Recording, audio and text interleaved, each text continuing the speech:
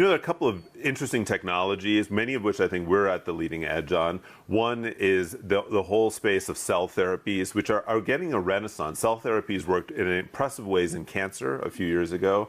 And now what we're seeing is cell therapies have a remarkable ability, at least in early data, to lead patients with severe immunology diseases into remission. Now, if this really works out, could open up a whole new area of medicine.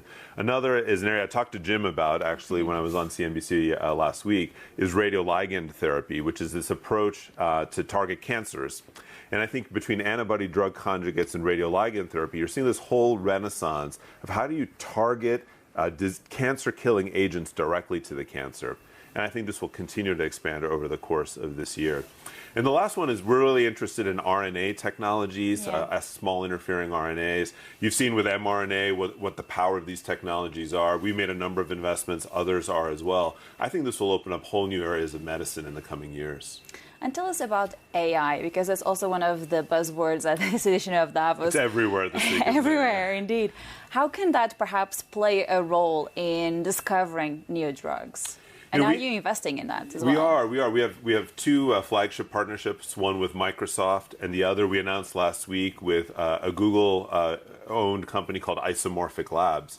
And what these companies are trying to do is say, can we speed up discovering really meaningful drugs for patients? We know that process often can take 10, 15, 20 years because of how we need to unlock all of the science.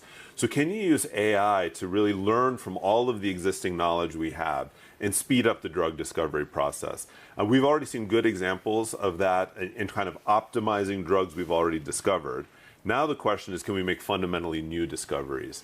So I'm quite interested, excited. I think the proof will be in the coming years, but this is a really interesting time to see, can these technologies open up whole new areas of medicine?